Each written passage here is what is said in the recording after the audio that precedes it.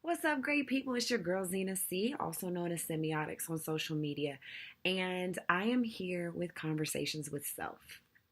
It's a new series I think I'm about to try and kick out on a regular basis. We'll see how consistent I can actually be, but I think it's important for us as developing people, as developing beings, as developing energies to reflect and to literally take a moment to learn ourselves and to learn from our situations. You know what I'm saying? We live in a society that prevents us in several cases from reflecting.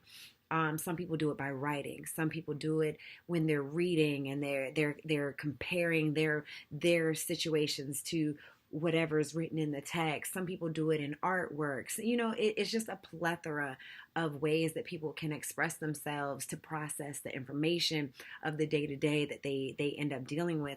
But I really want to take a moment or offer a situation where I show you bits and pieces where I'm walking through the thought process of processing information and situations that occur on a regular basis. So I'm really calling this segment Conversations with Self.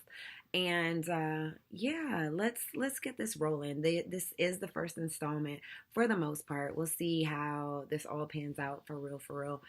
But I want to talk about self-love to an extent. And I feel as though not enough of us truly love who we are. We don't love who we have been taught to be. We don't love who we have become. Instead, we are living in a world where we're constantly being told what to think. We're constantly being told what to like. We're constantly being told who and what to love and who and what is popular, you know what I'm saying, and who and what to spend our resources on. And I don't feel as though that is necessarily fair, especially when it doesn't seem natural in a lot of cases. At least for me, it doesn't. I don't know about y'all, but for me, I personally do not like being told what to do.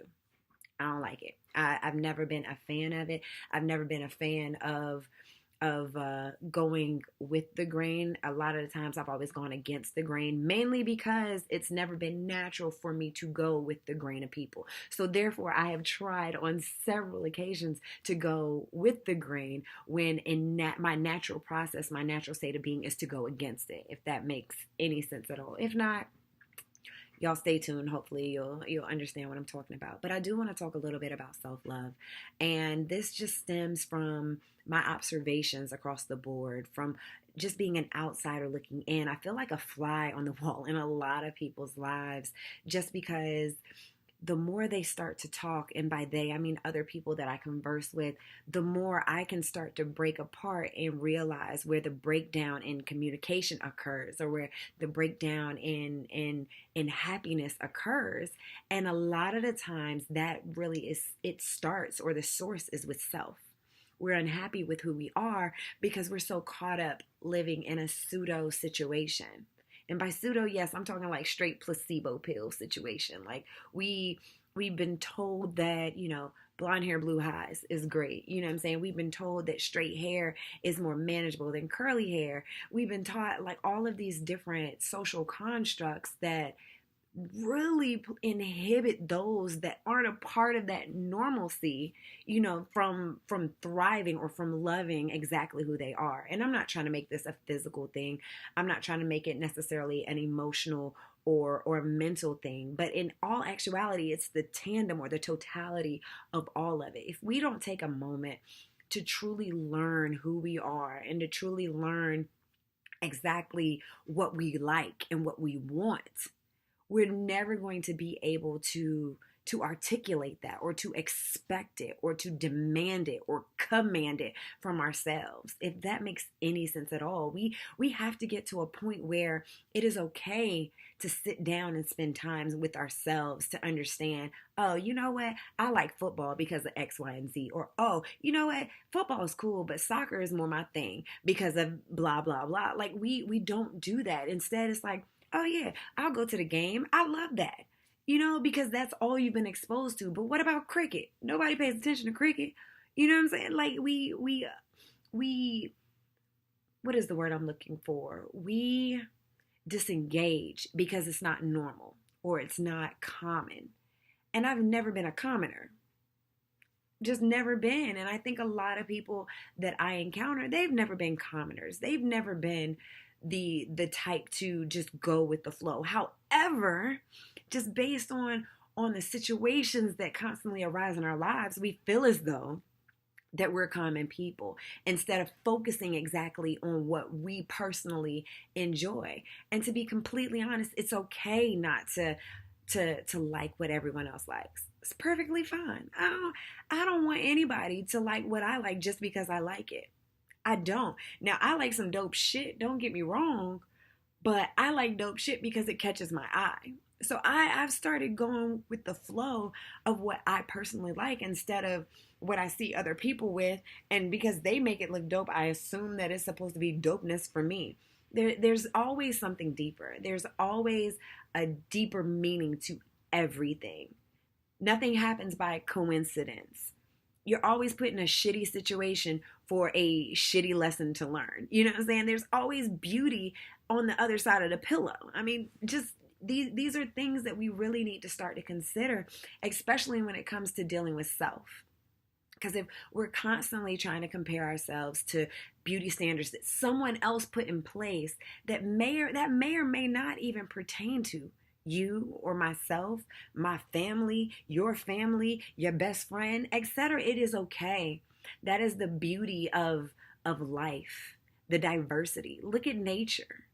You know what I'm saying? Look at Earth and look at all of the different creatures in this ecosystem and how we all work together or how we all coexist in one place. It's okay.